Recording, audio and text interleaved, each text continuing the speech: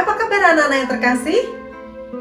Tante berharap kalian dalam keadaan yang sehat, dalam keadaan yang baik, dan penuh sukacita Tuhan. Anak-anak, kali ini kita memperingati hari yang istimewa, yaitu Hari Tubuh dan Darah Kristus. Apa arti Hari Tubuh dan Darah Kristus ya? Nanti Romo Balok akan menjelaskan arti dari itu semua. Nah anak-anak, seperti biasa kita nanti juga akan mendengarkan beberapa bacaan dari kitab suci. Salah satunya diambil dari Injil Markus. Pastikan kalian mendengarkan dengan baik, agar sabda Tuhan bisa meresap di dalam hati kita dan kita ingat. Nah anak-anak, seperti biasa kita akan membuka dengan doa terlebih dahulu. Teman kita Adam akan memimpin kita dalam doa. Mari kita siapkan diri kita dan hati kita untuk Allah hadir di sini. Halo adik-adik, perkenalkan ya, nama saya Kakak Adam. Hari ini kita akan memulai acara Bina Iman. Baiknya nih, kita berdoa dulu yuk. Dalam nama Bapa dan Putra dan Roh Kudus. Amin. Tuhan Yesus, kita berterima kasih kepada Tante Ari dan semua yang sudah hadir. Sesaat lagi Bina Iman akan dimulai. Doakanlah Tante Ari yang sudah mengajari kita. Kita berharap apa yang sudah Tante Ari jelaskan bisa bermanfaat bagi kita. Terima kasih Tuhan Yesus. Kami serahkan kepada tangan-Mu. Haleluya. Amin. Dalam nama Bapa dan Putra dan Roh Kudus. Amin. Silakan duduk adik-adik. Pembacaan dari Kitab Keluaran. Ketika Musa turun dari Gunung Sinai dan memberitahukan kepada bangsa Israel segala firman dan peraturan Tuhan, maka seluruh bangsa itu menjawab serentak, "Segala firman yang telah diucapkan Tuhan itu akan kami laksanakan." Lalu Musa menuliskan segala firman Tuhan itu. Keesokan harinya, pagi-pagi, didirikannya mezbah di kaki gunung itu, dengan 12 tugu sesuai dengan ke-12 suku Israel. Kemudian disuruhnyalah orang-orang muda dari bangsa Israel mempersembahkan kurban bakaran dan menyembelih lembu-lembu jantan sebagai kurban keselamatan kepada Tuhan. Sesudah itu, Musa mengambil sebagian dari darah itu, lalu ditaruhnya ke dalam pasu. Sebagian lagi dari darah itu disiramkannya pada mezbah itu. Lalu diambilnya kitab perjanjian itu dan dibacakannya. Dan bangsa itu mendengarkan. Lalu mereka berkata, "Segala firman Tuhan akan kami laksanakan dan kami taati." Kemudian Musa mengambil darah itu dan memercikannya kepada bangsa itu seraya berkata, "Inilah darah perjanjian yang diikat Tuhan dengan kamu berdasarkan segala firman ini." Demikianlah sabda Tuhan. Pembacaan dari surat kepada orang Ibrani. Saudara-saudara terkasih, Kristus telah datang sebagai Imam Agung demi kesejahteraan masa yang akan datang. Ia telah melintasi kemah yang lebih besar dan lebih sempurna yang bukan buatan tangan manusia, artinya yang tidak termasuk ciptaan ini. Dan ia telah masuk satu kali untuk selama-lamanya ke dalam tempat yang kudus, bukan dengan membawa darah domba jantan dan darah anak lembu, tetapi dengan membawa darahnya sendiri. Dan dengan itu, ia telah mendapat pelunasan yang kekal. Sebab jika darah domba jantan dan lembu jantan dan percikan abu lembu muda mampu menguduskan mereka yang najis sehingga mereka disucikan secara lahiriah, betapa lebihnya darah Kristus yang atas dorongan Roh abadi telah mempersembahkan dirinya sendiri kepada Allah sebagai persembahan yang tidak bercacat. Betapa darah ini akan menyucikan hati nurani kita dari perbuatan-perbuatan yang sia-sia, supaya kita dapat beribadah kepada Allah yang hidup. Karena itu, Kristus adalah pengantara dari suatu perjanjian yang baru, supaya mereka yang telah terpanggil dapat menerima bagian kekal yang dijanjikan, sebab Ia telah mati untuk menebus pelanggaran-pelanggaran yang telah dilakukan selama perjanjian yang pertama. Demikianlah sabda Tuhan. Inilah Injil Yesus Kristus menurut Markus. Pada hari pertama dari hari raya roti tidak beragi, pada waktu orang menyembelih domba Paskah, murid-murid berkata kepada Yesus, "Ke tempat mana engkau kehendaki kami pergi untuk mempersiapkan perjamuan Paskah bagimu?" Lalu Yesus menyuruh 2 orang muridnya dengan pesan, "Pergilah ke kota.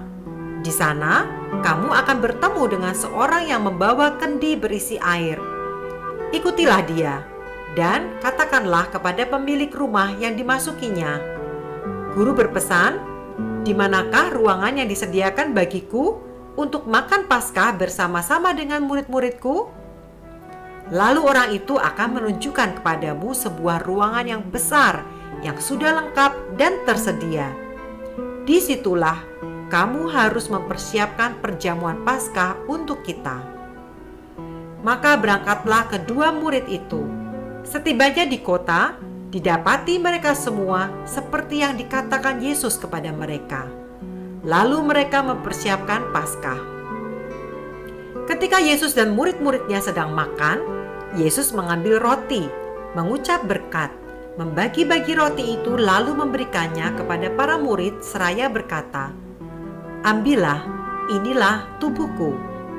Sesudah itu ia mengambil cawan, mengucap syukur, lalu memberikannya kepada para murid, dan mereka semua minum dari cawan itu. Dan Yesus berkata kepada mereka, "Inilah darahku, darah perjanjian yang ditumpahkan bagi banyak orang. Aku berkata kepadamu, sesungguhnya aku tidak lagi akan minum hasil pokok anggur sampai pada hari aku meminum yang baru, yaitu dalam kerajaan Allah." Sesudah menyanyikan lagu pujian, pergilah mereka ke Bukit Zaitun. Demikianlah Injil Tuhan.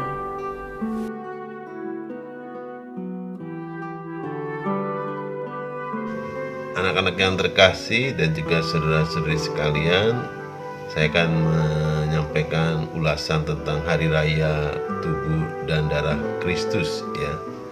Tubuh dan Darah Kristus adalah Hari Raya Ekaristi yang sering kita ikuti ya, baik secara offline maupun online ya. Bagaimana sejarahnya itu ya, tubuh dan darah Kristus yang nanti memang akhirnya menyelamatkan kita ya, karena Tuhan Yesus sendiri ingin bahwa tubuh dan darahnya menjadi santapan rohani bagi kita. Dalam perjanjian lama itu darah itu dipakai untuk perjanjian antara Allah dengan umat pilihannya yang orang Israel. Ketika Allah mengadakan perjanjian dengan umatnya lewat Musa, lalu Musa memerintahkan supaya bangsanya itu menyembelih hewan, lalu darahnya dipakai untuk direciki ya, pada mereka ya.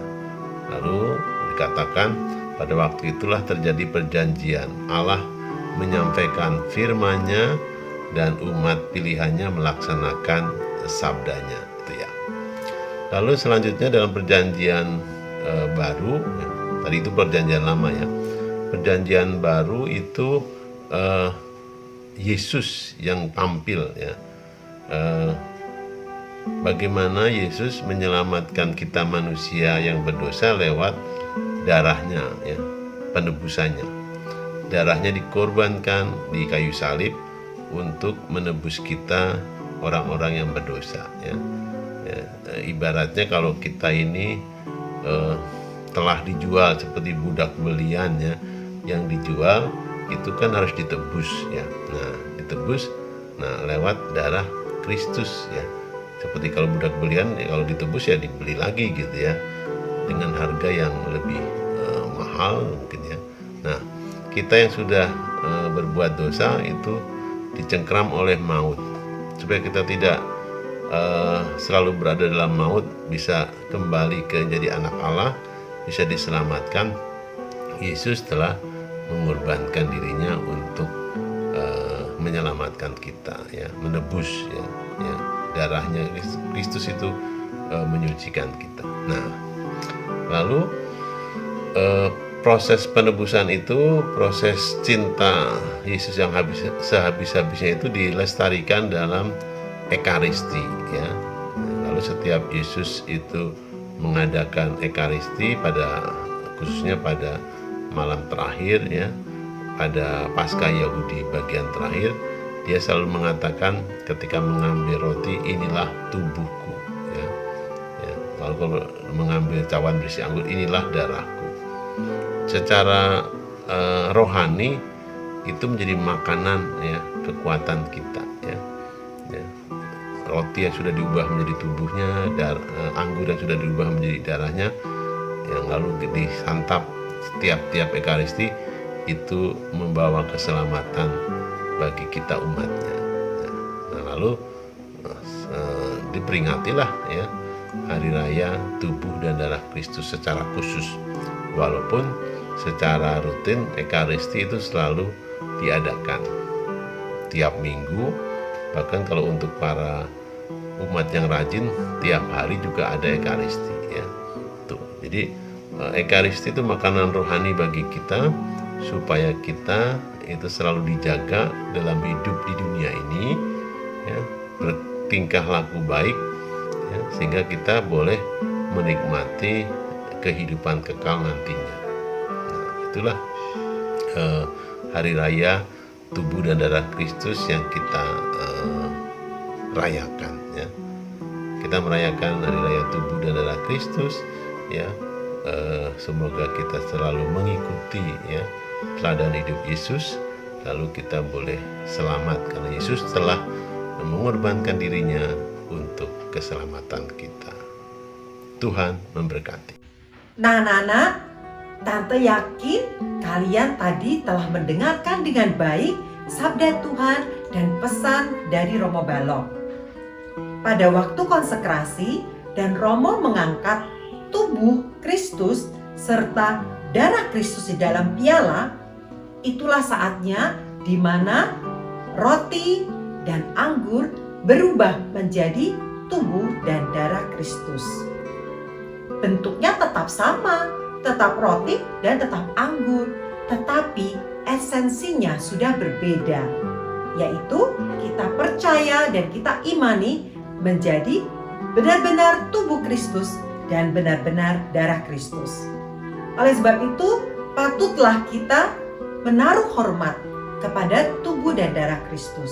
Bahkan kita pun menghormati tabernakel yang mana tubuh Kristus disimpan di situ. Makanya setiap kita datang ke gereja, kalian perhatikan, ada kan lampu merah yang menyala dekat tabernakel? Itu artinya ada tubuh Kristus yang ditaruh di situ. Dan kita memberikan penghormatan melalui tanda salib yang kita buat pada saat kita masuk ke dalam gereja. Karena harus kita hormati, maka orang-orang yang boleh menerima tubuh dan darah Kristus di dalam Ekaristi hanyalah orang-orang yang sudah menerima komuni pertama. Anak-anak, mungkin dari sekalian semua ada yang belum menerima komuni. Gak jadi masalah, nanti ada waktunya. Bagi kalian yang sudah menerima komuni pertama, ingat dan sadarilah bahwa Yesus hadir dalam bentuk tubuh dan darahnya, masuk diam di dalam tubuh kita. Jadi kemanapun kita pergi, selalu Tuhan menyertai kita. Nah, untuk mengingat dan selalu menyadari bahwa begitu besar kasih Tuhan kepada kita, bahkan rela memberikan Tuhan Yesus untuk kita santap, marilah kita mensyukuri anugerah Tuhan ini dengan menyanyikan lagu berikut ini dengan penuh sukacita dan penuh rasa syukur kepada Tuhan. We praise you, we bless you, we give you thanks, O Lord. We praise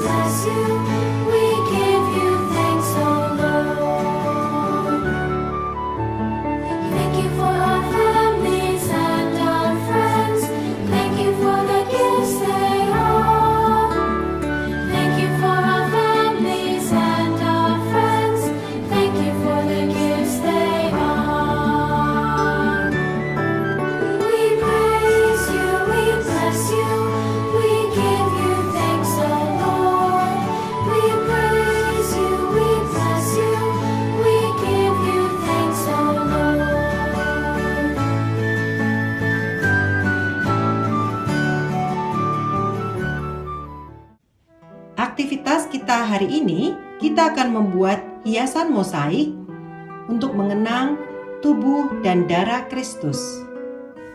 Bahan yang kita gunakan adalah kertas emas, kertas berwarna putih, spidol, lem, dan juga gunting. Pertama, kita ambil kertas berwarna putih, lalu kita lipat menjadi 2. Perhatikan lipatan ada di sebelah sini. Kita akan menggambar lingkaran dan juga piala. Setengah lingkaran dan piala.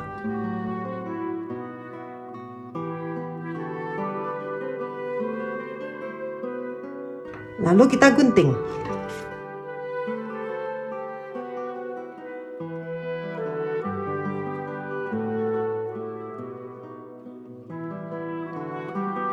Kita akan membuat mosaik dengan menyobek kertas berwarna emas.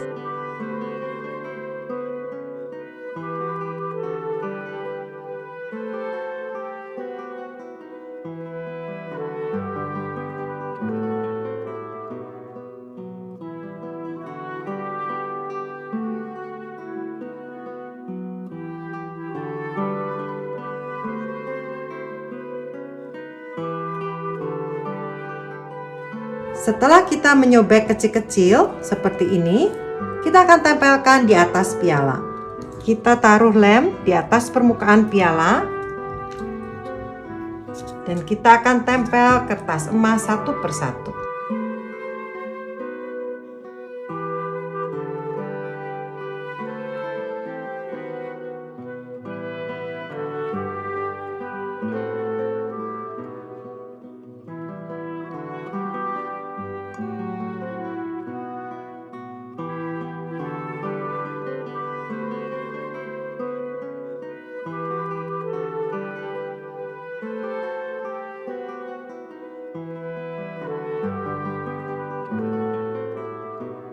Bila sudah jadi, kita akan tempelkan hosti di atas piala ini.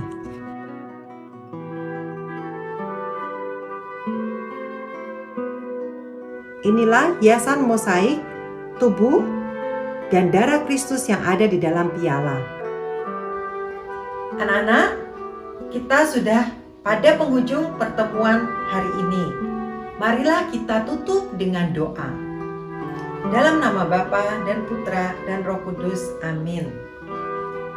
Allah Bapa yang Maha Kasih, terima kasih untuk putramu yang Kau utus ke dalam dunia ini, sehingga kami boleh mengenal kasih-Mu.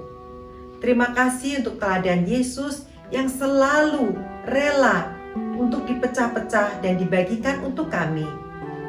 Kiranya ya Tuhan, kami selalu ingat dan sadar bahwa setiap kami hadir di dalam sakramen Ekaristi, kami mengenang kasih-Mu dan juga kami mengenang bahwa tubuh dan darah Kristus adalah santapan rohani untuk jiwa kami. Tuhan, kami tahu bahwa yang kami sambut di dalam Ekaristi adalah benar-benar tubuh-Mu dan benar-benar darah-Mu. Tolonglah kami ya Tuhan, supaya kami lebih mengimani apa yang kami telah terima. Tuhan Yesus, berkatilah kami. Bunda Maria, doakanlah kami melalui teman kami Michelle yang akan memimpin salam dan doa serta hormat bagi-Mu. Salam Maria, penuh rahmat, Tuhan sertamu, terpujilah engkau di antara wanita, dan terpujilah buah tubuhmu Yesus. Santa Maria, Bunda Allah, berilah kami yang berdosa ini, sekarang dan waktu kami mati. Amin. Dalam nama Bapa dan Putra dan Roh Kudus, amin. Anak-anak yang tercinta, Tuhan Yesus memberkati kalian semuanya, dan Bunda Maria senantiasa mendoakan.